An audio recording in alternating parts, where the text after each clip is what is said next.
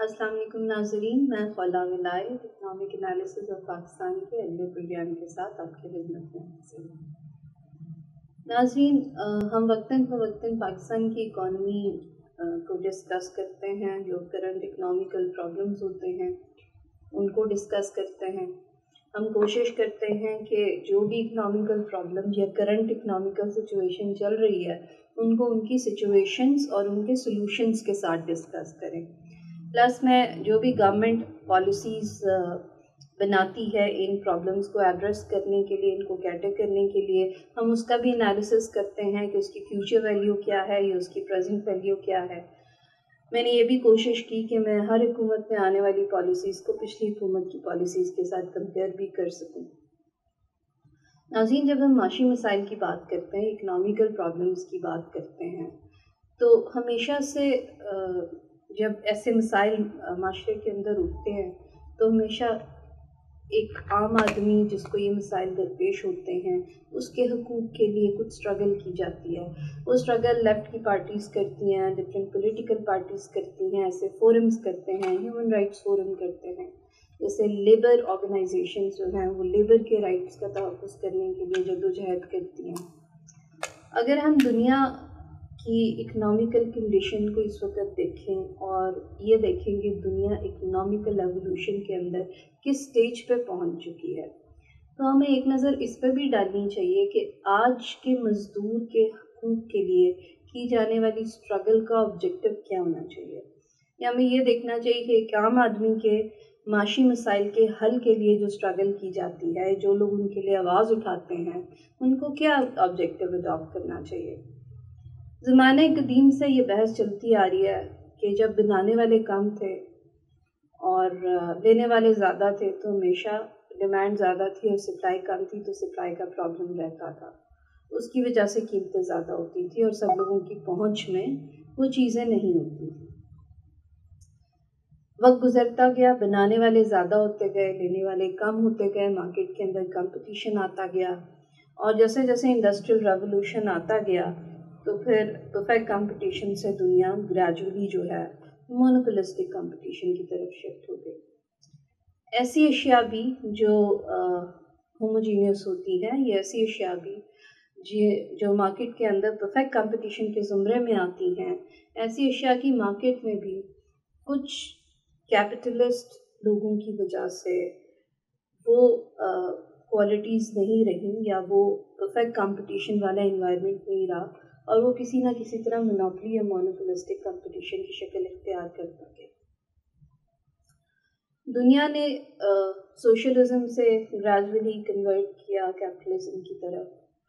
Capitalism یا سرمایہ داری نظام جو ہے وہ بذات خود بہت سارے معاشی مسائل کا موجب بنا ہے۔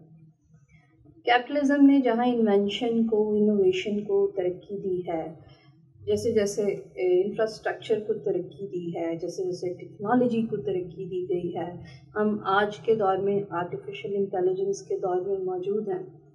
ہم اب انسان جو لیبر ہے، جو ہیومن لیبر ہے، اس کا کمپٹیشن روبوٹک لیبر کے ساتھ ہے، لیکن اس کے ساتھ پیرلل وہ انڈسٹری بھی چلتی ہے جس میں ابھی وہ والی ٹیکنالوجی موجود نہیں ہے، کیونکہ دنیا کے سارے ممالک ایک جیسے ترقی کے مراحل طے نہیں کر رہے ہیں۔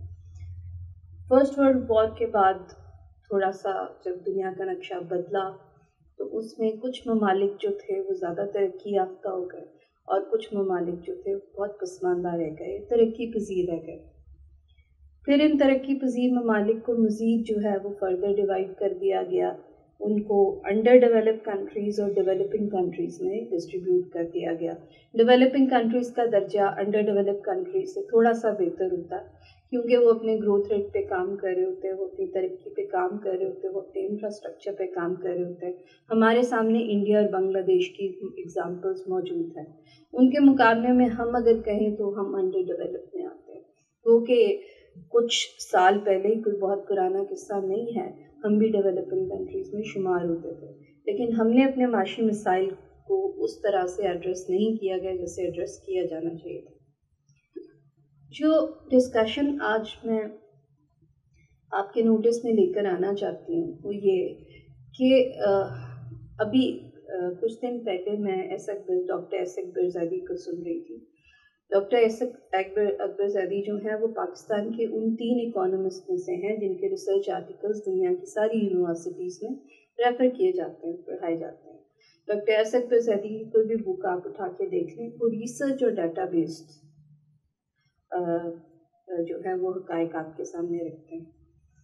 He is a very progressive person. I know him personally because I am honored to say this that he has accepted me as a research student and he was my supervisor. लेकिन किसी वजह से उनको 2 साल के लिए बाहर जाना पड़ गया तो वो सिलसिला आगे नहीं चल सका, लेकिन उनके साथ कुछ मुलाकातें रहीं जिनमें मुझे 2 चीज़ों का पता चला। एक, हम जिस लेवल पे खड़े होके या जिस हद से या ऐनक से दुनिया को देख रहे हैं, दुनिया उससे बहुत आगे जा चुकी है। दूसरा, माशी मसाइल की डेफिनेशन भी चेंज हो चुकी है और उनके हल के तरीके भी बदल चुके हैं। नाज़रीन, जो एक रियलिटी इकोनॉमिक्स की बेसिक रियलिटी है जो आज तक नहीं बदली, वो ये कि इकोनॉमिक रिसोर्सेज आर स्कार्स। जो इकोनॉमिक वसाइल हैं, माशी वसाइल जो हैं, वो महदूद हैं। अब उन माशी वसाइल को बेहतरीन टेक्नोलॉजी, बेहतरीन इंफ्रास्ट्रक्चर, बेस्ट लेबर प्रोडक्टिविटी के थ्रू इस तरह से आगे बना के पेश किया जाए कि वो ज़्यादा से ज़्यादा इंसानों या बढ़ती हुई आबादी के जो ज़रूरियात हैं उनको पूरा कर सके। हुआ क्या, दुनिया में जब कैपिटलिज्म या सरमायादाराना निज़ाम ने अपने पंजे गाड़े तो जहाँ उसने इन सब चीज़ों को तरक्की दी, वहाँ दौलत की तकसीम जो है वो मुनसिफाना नहीं रही। अब जो स्ट्रगल की जाती है, एक ज़माना था कि हम बात करते थे कि जो सरप्लस वैल्यू है वो उस सरप्लस वैल्यू के थ्रू किसी भी मज़दूर के हकूक़ का इस्तेहसाल किया जाता है। अब सरप्लस वैल्यू वैसे नहीं रही है because there was a time कि जब कुछ लोग जो हैं वो इन्वेस्टर होते थे और कुछ लोग जो हैं वो कैपिटलिस्ट होते थे और जो वो कमाते थे वो एबनॉर्मल प्रॉफिट अर्न करते थे और उस एबनॉर्मल प्रॉफिट को नीचे मजदूर तक उस तरह से नहीं पहुंचाया जाता था या वापस उसको मेन स्ट्रीम लाइन या इकोनॉमिक एक्टिविटी में उस तरह से इन्वेस्ट नहीं किया जाता था। अब आज के दौर में, कैपिटलिज्म के दौर में, बेहतरीन इंफ्रास्ट्रक्चर, आर्टिफिशियल इंटेलिजेंस, बेहतरीन टेक्नोलॉजी के दौर में, अब एक इंडस्ट्री के अंदर जितने लोग इन्वेस्ट करते हैं उतने लोग इक्वली इन्वेस्ट नहीं करते और उसमें जो अपॉर्चुनिटीज़ उस इंडस्ट्री के अंदर मौजूद होती हैं वो सब इन्वेस्ट करने वालों को एक तरह से नहीं मिलती हैं। उसकी वजह ये है कि जो लोग इन्वेस्ट कर रहे हैं, जो ज़्यादा इन्वेस्ट कर रहे हैं, वो मार्केट के अंदर मोनोपोलिस्टिक कंपटीशन में आए हैं। अब चूंकि उनकी इन्वेस्टमेंट बाकी लोगों से ज़्यादा है सो उनका शेयर इन प्रॉफिट भी बाकी लोगों से ज़्यादा है।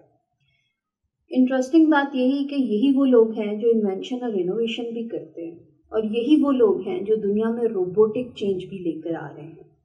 तो कहने का मकसद ये है कि ये जो इनइक्वालिटी है, ये जो दौलत जो है वो कुछ हाथों तक महदूद होकर रह गई है, ये सिर्फ और सिर्फ दौलत या प्रॉफिट या सरमाए की शक्ल में नहीं है, ये रिसोर्सेज की शक्ल में भी मौजूद है। इस वक्त दुनिया की बेहतरीन इंडस्ट्री की एक्सेस उन्हीं लोगों को है जिनके पास सरमाया मौजूद है।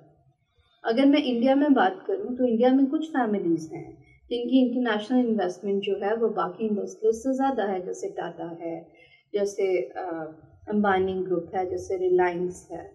ये लोग दुनिया की इंटरनेशनल मार्केट में इतना इन्वेस्टमेंट रखते हैं कि ये उस मार्केट की कंडीशंस भी डिक्टेट करते हैं और उसकी प्राइस भी डिक्टेट करते हैं। सो जो रिसोर्सेज इनको हासिल हैं उन्हीं रिसोर्सेज की ये बेस पे ये ज़्यादा रिसर्च भी कंडक्ट कर सकते हैं, ये लोग नई से नई चीज़ बना सकते हैं यानी इन्वेंशन और इनोवेशन कर सकते हैं। फिर डिसीजन मेकिंग भी इनके हाथ में है कि वो कहाँ तक इस इन्वेंशन और इनोवेशन को शेयर करना चाहते हैं। इसकी एक बहुत सादा सी मिसाल ये है कि जो तरक्की याफ्ता ममालिक हैं उनमें जो टेक्नोलॉजिकल चेंज आती है तो तरक्की पजीर ममालिक तक या जो गैर तरक्की याफ्ता ममालिक हैं उन तक वो टेक्नोलॉजी पहुँचने में बहुत साल लगते हैं। अब दुनिया में इस वक्त आर्टिफिशियल इंटेलिजेंस जो है, इसका नॉलेज और इसकी रिसर्च उस पीक पे पहुंच चुकी है जो हर इंडस्ट्री की बुनियाद बनाई जा रही है। हमारे हमसाए में आप बांग्लादेश देख लें और इंडिया देख लें, इंडिया की जो सॉफ्टवेयर इंडस्ट्री है वो इस वक्त पूरी दुनिया में मानी जाती है, ना सिर्फ मानी जाती है बल्कि एप्पल जैसी ऑर्गेनाइजेशन यहाँ आके इन्वेस्टमेंट करती हैं। बांग्लादेश ने जो अपनी टेक्सटाइल के थ्रू, जैसे मैं पहले भी एक दफ़ा आपको प्रोग्राम में बता चुकी हूँ कि जब हम बांग्लादेश की केस स्टडी देखते हैं और उसकी सक्सेस देखते हैं तो हम कहते हैं कि वो 3 R's पे है। उसमें रेमिटेंसेस हैं, उसमें राइस है, उसमें रेडीमेड गारमेंट्स हैं, जो टेक्सटाइल है। इन सब शोबों में तरक्की से पहले बांग्लादेश के अंदर उन्होंने डिजिटलाइजेशन की, यानी कि इंफ्रास्ट्रक्चर इतना डेवलप किया और हर इंडस्ट्री को डिजिटलाइज किया, जिसकी वजह से जो अकाउंटेबिलिटी है वो भी बेहतर हुई और जो ज़राए पैदावार हैं वो भी जदीद टेक्नोलॉजी के बेस पे कायम किए गए, जिसकी वजह से उन्होंने फाइनल गुड बनाई, सिर्फ रॉ कॉटन को एक्सपोर्ट नहीं किया जैसे हम करते हैं। कहने का मकसद ये है कि दुनिया में टेक्नोलॉजी वहीं आती है जहां आप बेसिकली इसके बारे में रिसर्च करते हैं, इसके बारे में पढ़ाते हैं। हमारे यहाँ जो टेक्नोलॉजी 10 साल के बाद आती है वहाँ उसकी तालीम उस तरह से मौजूद नहीं होती है। जैसे हमारे बच्चे आज MBA भी करते हैं, कंप्यूटर साइंसेस में मास्टर्स भी करते हैं, BS ऑनर्स भी करते हैं, उसके बाद वो इंटरनेशनल में जॉब भी करते हैं, लेकिन उनके पास ऐसे टेक्निकल इंस्टीट्यूशन मौजूद नहीं हैं जहाँ पे वो ये सॉफ्टवेयर इंडस्ट्री की तरबियत उस तरह से ले सकें या तालीम उस तरह से ले सकें। तो जो कंसेप्ट अभी वो पढ़ रहे हैं, ये कंसेप्ट तरक्की याफ्ता दुनिया के अंदर जो है वो ऑब्सोलीट हो चुके हैं। एक तो ये फ़र्क है। दूसरा फ़र्क ये है, जैसे डॉक्टर असद परज़ादी ने अभी एक सेमिनार हुआ और अभी जैसे मैंने बात शुरू की तो मैंने कहा कि हमारे यहाँ भी तंजीमें और मुख्तलिफ सियासी जमातें जो हैं वो मज़दूरों के हकूक़ के लिए और बाकी लोगों के हकूक़ के लिए जदोजहद करती हैं। अब जब दुनिया तरक्की की इस नहज पे पहुँच चुकी है तो वहाँ इंसानी हकूक़ के तहफ़्फ़ुज़ के लिए जो ह्यूमन राइट्स कमीशन की ऑर्गेनाइजेशंस हैं या ह्यूमन राइट बेस्ड ऑर्गेनाइजेशंस हैं, उन्हीं को लेबर राइट्स की तहफ़्फ़ुज़ के लिए भी काम करना चाहिए, क्योंकि उनका ऑब्जेक्टिव सेम है। अब दुनिया के पास जब रिसोर्सेज स्कार्स हैं तो स्टेट इतनी एम्पावर्ड नहीं है, स्टेट के पास इतने रिसोर्सेज नहीं हैं। इवन अमेरिका जैसे द मोस्ट डेवलप्ड कंट्री, वहाँ पे भी inequality is the biggest problem. वहाँ 22 साल से लेकर 26 साल तक के बच्चे हैं जो उनके अमीर तरीन अशखास में शामिल होते हैं, और ये वही लोग हैं जिनके पास सरमाया भी है, इंडस्ट्री भी है, वो अपनी ही इंडस्ट्री में उसको री इन्वेस्ट करते हैं, जिसकी वजह से दौलत सिर्फ उन्हीं हाथों में रह जाती है या उन्हीं फैमिलीज़ के दरमियान रह जाती है। तो जब एक मुल्क के अंदर स्टेट के पास कम रिसोर्सेज हों और लोगों के पास ज़्यादा रिसोर्सेज हों, वहाँ पब्लिक प्राइवेट पार्टनरशिप के थ्रू ही आप आगे तरक्की कर सकते हैं। जैसे मैं अक्सर सेमिनार्स में जब हम बात करते हैं पाकिस्तान के माशी मिसाइल पे, तो मैं अक्सर वहाँ ये कहती हूँ कि पाकिस्तान के अंदर जब तक कॉरपोरेट बेस्ड फार्मिंग नहीं होगी, जब तक पाकिस्तान के अंदर पब्लिक प्राइवेट पार्टनरशिप नहीं होगी हर इदारे में, तो तब तक हम तरक्की नहीं कर सकते। दूसरा, अगर हमारी कॉर्पोरेशंस इतना टैक्स नहीं देती या हमारे टैक्स के इदारे इतने मुस्तहकम नहीं है, ये इतनी अच्छी पॉलिसीज़ नहीं रखते कि वो इनसे टैक्स ले सकें, तो फिर एटलीस्ट इन कॉर्पोरेशंस को गवर्नमेंट के साथ ऐसे निगोशिएट करना चाहिए कि ये अपने लेबर, यानी उनके यहाँ जो मजदूर काम करते हैं, उनके बच्चों की तालीम और सेहत की जिम्मेदारी लें। यानी वो मसाइल जो स्टेट अपने रिसोर्सेज के थ्रू पूरे नहीं कर सकती, उनकी जिम्मेदारी वो कॉरपोरेशन या वो इंडस्ट्रियलिस्ट जो बहुत ज़्यादा मुनाफा कमा रहे हैं और जो पाकिस्तान में पैदा होने वाली जो आमदन है उसका एक मेजॉरिटी उनके पास जाता है, वो फिर इस मुल्क की आबादी के कुछ न कुछ हिस्से की तालीम और सेहत की जिम्मेदारी उठा लें। तो इसी तरह से जो है ये हम मसाइल आपस में बांट के, और जो लोग जिनके पास सरमाया है, जिनके पास ज़्यादा आमदन है, वो लोग टैक्स के ज़रिए या तो अपनी आमदनी बाकी लोगों के साथ शेयर करें या उनकी जिम्मेदारी उठाएं जो उनकी बेसिक ज़रूरियात हैं ज़िंदगी की। उसमें अभी एक रिसेंटली एक सेमिनार हुआ जिसमें असद परज़ादी साहब बात कर रहे थे, और जैसे मैं अपनी डिफरेंट پولیٹیکل پارٹیز کو دیکھتی ہوں کہ وہ ہمیشہ نعرہ لگاتے ہیں کہ جاگیرداری سسٹم کا خاتمہ کیا جائے. ایون پاکستان میں بھی اب جو سسٹم ہے، جو اکنامیکل سسٹم اب موجود ہے، آپ کی معاشیات اس نہج پہ پہنچ چکی ہے جہاں جاگیرداری اتنا بڑا مسئلہ نہیں ہے. یہ جاگیرداری اٹ سیلف آپ کے اکنامیکل پرابلمس جو ہے وہ پیدا نہیں کر رہی ہے. اب جاگیرداری سے زیادہ بڑی طاقتیں جو ہیں وہ موجود ہیں جو آپ کے حقوق جو ہے وہ سلب کر رہی ہیں، آپ کا استحصال کر رہی ہیں. وہ کون ہیں؟ وہ ویسے لوگ ہیں جن کے پاس آپ کے 95% آبادی کا پیسہ موجود ہے. یہ وہ لوگ ہیں جن کے لیے بڑے بڑے پلازاز بنائے جاتے ہیں. یہ وہ لوگ ہیں جن کی وجہ سے آپ کو باہر سڑک پہ گاڑیوں کی تعداد مسلسل اضافے کی طرف دکھائی دیتی ہے. ایسی صورتحال میں کہ ایک سال میں کتنی موٹر سائیکلس خریدی گئی ہیں، یہ ایک ملک کی ترقی کا موجب نہیں بنتا. کیونکہ جو لوگ گاڑیاں خرید رہے ہیں اور جو لوگ باقی چیزیں خرید رہے ہیں، ان لوگوں کے پاس جو پیسہ ہے وہ باقی کی 95% آبادی کا پیسہ ہے. یہاں یہ جو دولت کی غیر منصفانہ تقسیم ہے، ہم اس کو اپنے ریونیو سسٹم کے تھرو یعنی کہ اپنے ٹیکس سسٹم کے تھرو ایڈریس نہیں کر پاتے. تو پھر ہمارے نعرے کس طرح کے ہونے چاہیے؟ ہمارے نعرے ایسے ہونے چاہیے جو جاگیرداری نظام سے زیادہ جو آپ کی سرمایہ داری نظام کے جو آؤٹ کمز ہیں، جو ورسٹ آؤٹ کمز ہیں، ان کو کم سے کم کرنے میں کردار ادا کریں. تو جو فیوڈلزم ہے یہ آج کے دور میں اس طرح سے قائم نہیں ہے. اب اگر آپ ایگریکلچرل سسٹم کے اندر دیکھیں تو اب اونرشپ جو ہے وہ صرف ایک آدمی کے پاس نہیں ہے.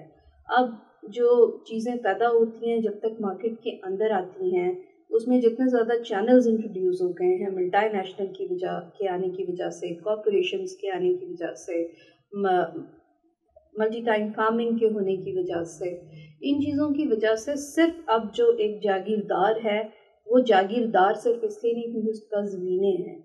جو جاگیرداری کی ڈیفینیشن ہے وہ بھی چینج ہو چکی ہے، اور جن کی وجہ سے آپ کو لگتا تھا کہ وہ استحصال کرتے ہیں وہ چیزیں بھی چینج ہو چکی ہیں.